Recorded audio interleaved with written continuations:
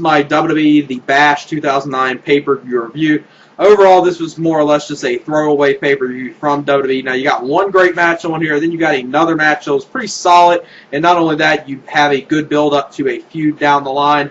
But other than that, pretty much everything else in this was, either, very lackluster or at best, average, watchable. Now, it started off with the ECW Scramble match with Christian versus Jack Swagger versus Finley versus Tommy Dreamer versus Mark Henry. And the way this Scramble match was, now, the last Scramble matches at Unforgiven, if I'm not mistaken, they were 20-minute time limit rules. This one right here was a 15-minute time limit for the Scramble match, and it started off with Jack Swagger and Christian, and then every 3 minutes another wrestler came out. The first wrestler to come out after them was Finley, then Tommy Dreamer, then, like everyone probably expected, Mark Henry to be the last one to come out there. And there were 5 title changes within this match. The first one was Jack Swagger pinning Finley, so obviously showed right there, even though Tommy Dreamer wasn't in the match at that point, the title could switch hands. Then Finley ended up pinning Swagger probably, 30 seconds or a minute after that. Then Mark Henry, after he was the 5th person out there around, the span of about 4.5 minutes left, he was able to get a pinfall by pinning Tommy Dreamer. Then it looked like Christian was actually going to pin Jack Swagger and become the ECW champion within the last 3 minutes of the match. But Tommy Dreamer broke the pinfall up, gave him a DDT, and Dreamer gets right there. Well, actually, before that, Swagger pins Henry. Then the last pinfall was Dreamer pinning Christian to the DDT. So everyone in this match, other than Christian, won the ECW championship, which that right there kind of shocks me. I was expecting, Christian or Jack Swagger to walk out as champion here, but Tommy Dreamer, I guess WWE wants to kind of have him have at least somewhat of a ECW title reign, probably at the longest, till the SummerSlam pay-per-view, or, losing in the next few weeks at the Night of Champions pay-per-view.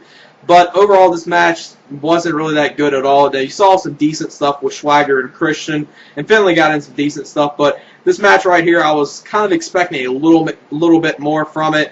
Especially, it was way too quick. I thought that was the only problem with it. And about 2 stars. And the next matchup was Rey Mysterio versus Chris Jericho, Mask versus IC title. And this right here was easily the match of the night. Not only the match of the night, this right here is probably my second favorite WWE match. Not my second favorite match of the year, but my second favorite WWE match of the year, right behind, obviously, what most people think the best WWE match of this year, which is the Shawn Michaels and Undertaker match. And this is just a great match between Chris Jericho and Rey Mysterio. And I expect, obviously, the way this match ends, I'm pretty sure this will be the last time these two be taking on each other. This is a pretty good way to end the feud. Very good match. Good back-and-forth action. A lot of good counters. And especially the way that match ended was pretty good, I thought. They did a lot of near falls. They kept reversing their pinfalls. And Chris Jericho ripped off Rey Mysterio's mask. He said, okay, I pulled the mask off. Then it was revealed that Rey Mysterio was wearing 2 masks, and he still had his mask on.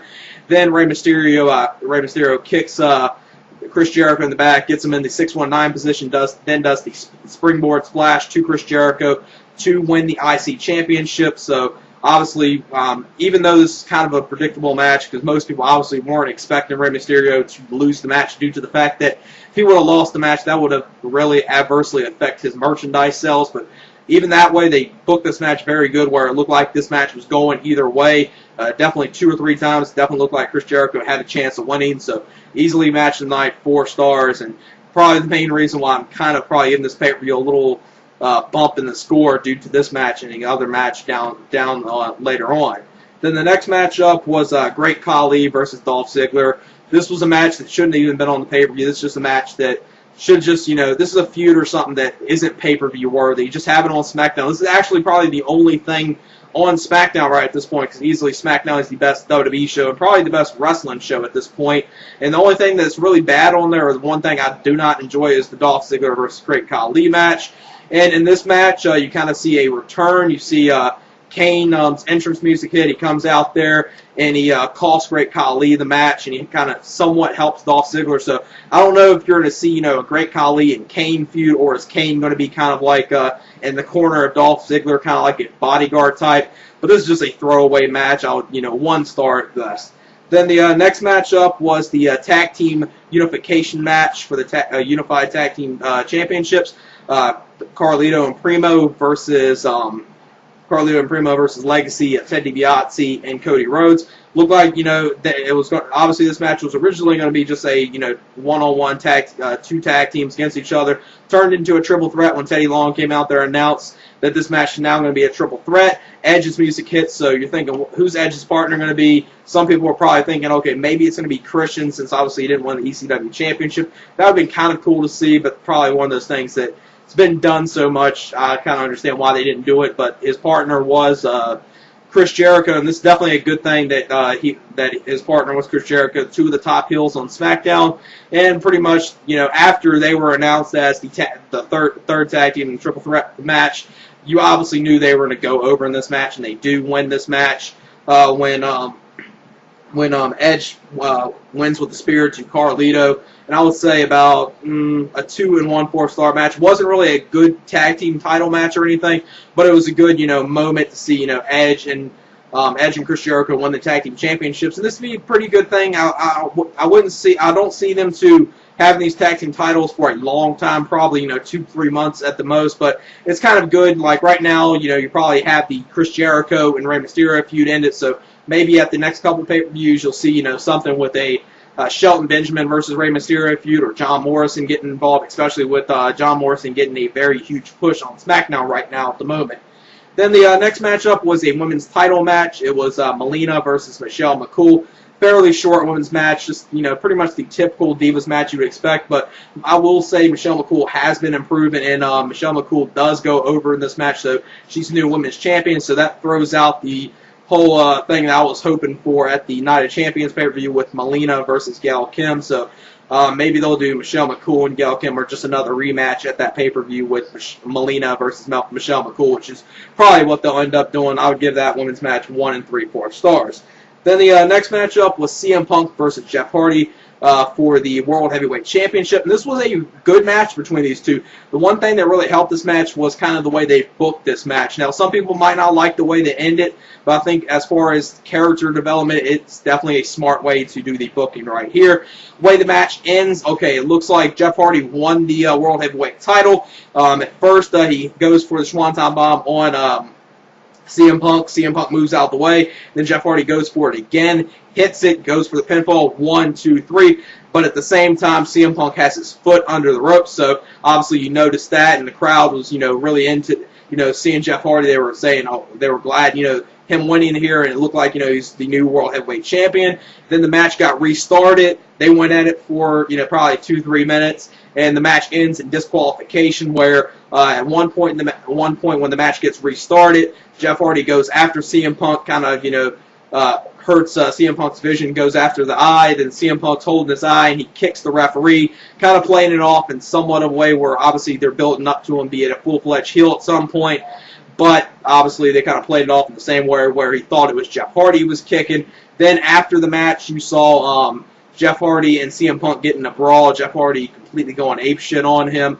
And I would say this was, for the match and the way they booked it and the way they're booking CM Punk's character and the stuff at the end, I would give this, overall, give this, segment / match or whatnot, I would give it 3 stars just because it was that enjoyable, and it's definitely good storyline and character development for CM Punk right here. So expect to see them have another match at the Night of Champions pay-per-view, especially since, you got Edge and Chris Jericho in the tag team title ranks right now. So you'll see, another match between them two, and probably, like I said, Rey Mysterio versus John Morrison, or Rey Mysterio versus Shelton Benjamin.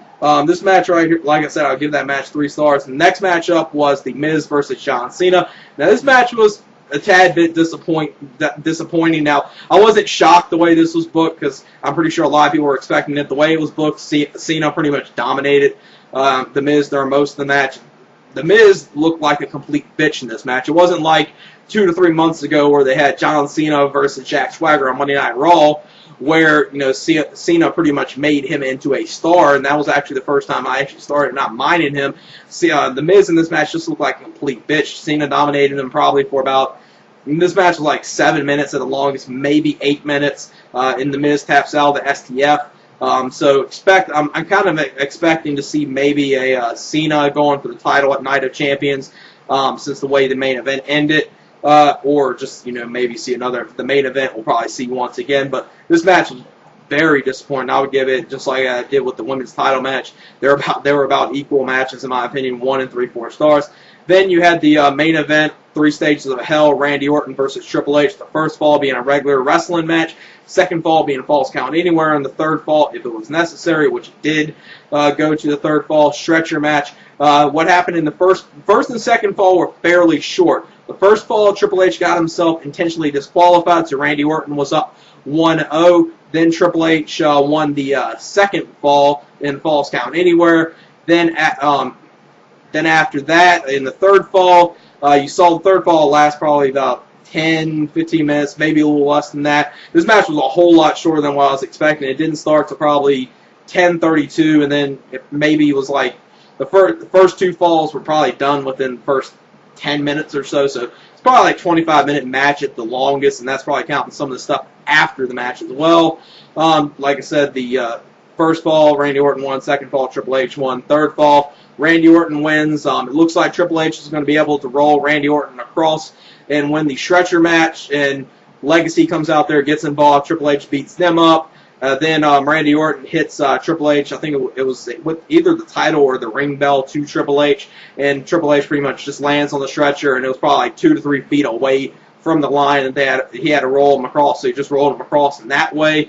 Then after the match, you see Triple H get a sledgehammer and hit Randy Orton in the back with it when Randy Orton celebrated. Now, the only thing that was kind of bad was after probably a minute after this, Randy Orton was standing up celebrating with the title. That's not the way the pay-per-view should end. It probably should just end it when Triple H, knocked him down, or Randy Orton just selling that he's completely knocked out.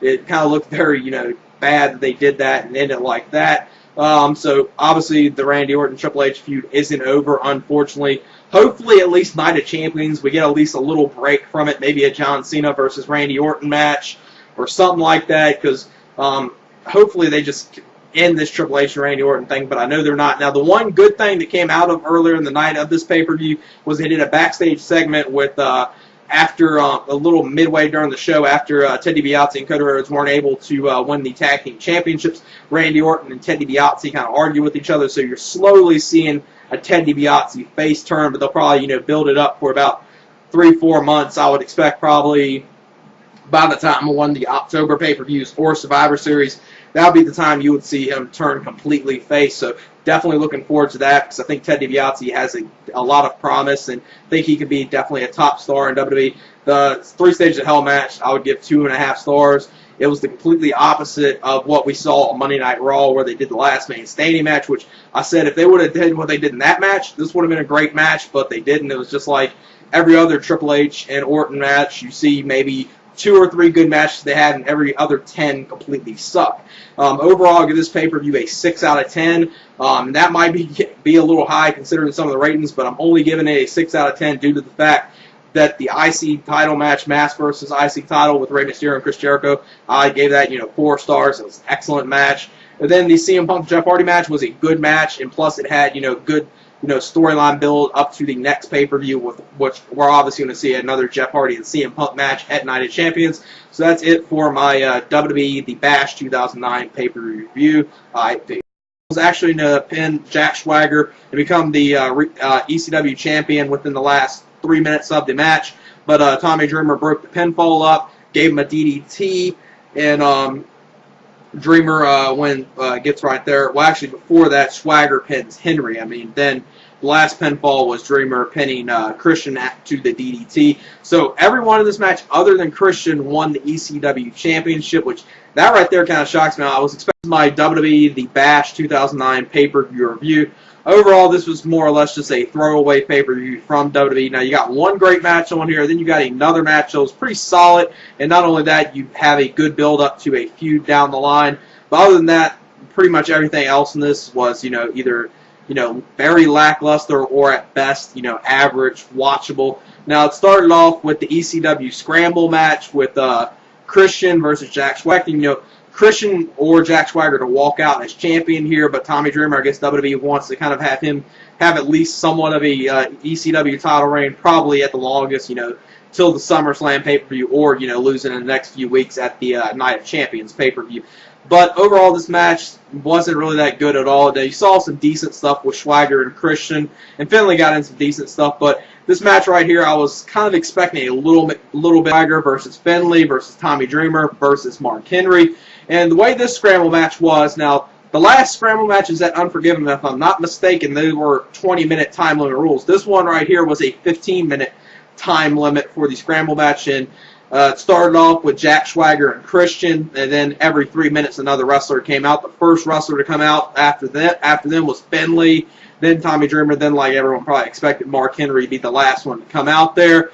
And there were 5 title changes within this match. The first one was Jack Swagger pinning Finley, so obviously showed right there, even though Tommy Dreamer wasn't in the match at that point, the title could switch hands. Then Finley ended up pinning Swagger probably, 30 seconds or a minute after that. Then Mark Henry, after he was the 5th person out there around, the span of about 4.5 minutes left, he was able to get a pinfall by pinning Tommy Dreamer. Then it looked like Christian was